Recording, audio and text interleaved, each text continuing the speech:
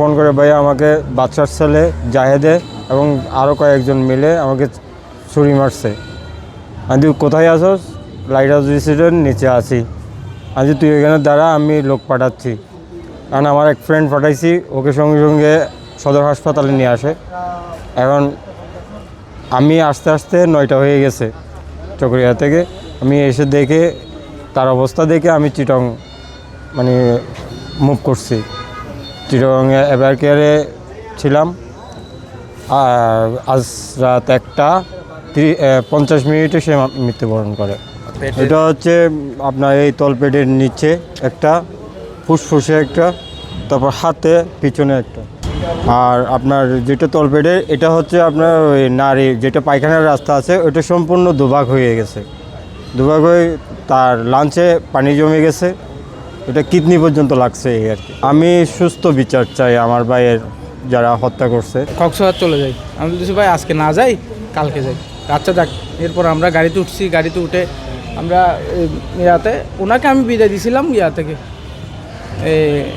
বাজার ইয়ার আপনার ইয়ার এখানে ওনাকে আমি গাড়িতে তুলে দিছি।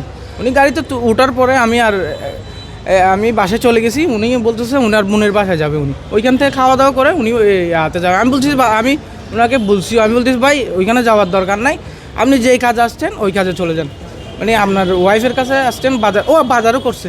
উনি কিছু নিয়েছিল বাজার গাড়াতে গিয়া কিছু তরকারি নিয়েছিল, মানে ইয়ার জন্য, ওনার ফ্যামিলির জন্য।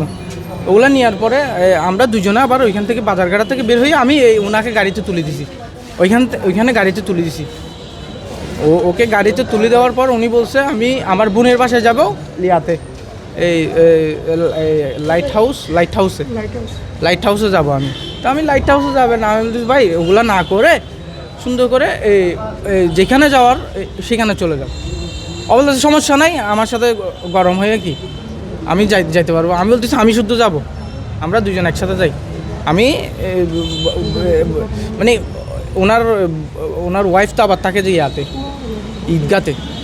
ঈদগাতে থাকে। তো উনি আমি বলতেছি ঈদগাতে চলে যাইলে ভালো হবে, ওইদিকে না ঘোরাঘুরি করে ঈদগাতে চলে যাইলে ভালো হবে। আমি ওনাকে বলছি না দরকার নাই, আমি আমার বোনের এখানে যাই, আমি 2টা ভাত খাবো, ভাত খাওয়ার পরে আমি ইয়াতে চলে যাবো। আমার ওনার বউয়ের কাছে চলে যাবে।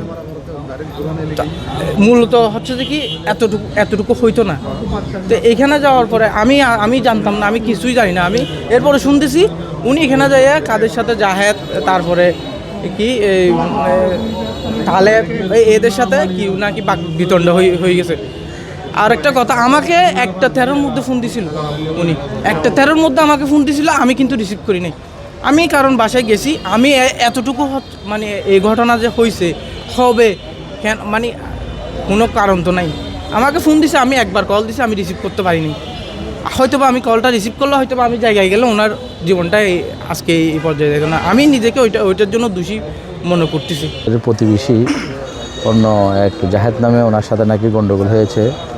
তো কী জন্য গণ্ডগোল হয়েছে সেটাও অবগত না। তো পরবর্তীতে ওনার ফ্যামিলি মেম্বাররা যারা ছিলেন তারা অবশ্যই সেটা ভালো করে জানবেন।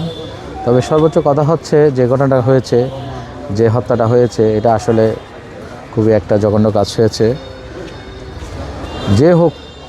যে অপরাধী হোক না কেন এ ধরনের হত্যা করা আসলে উচিত না। এটার আমরা সুস্থ একটা বিচার চাই।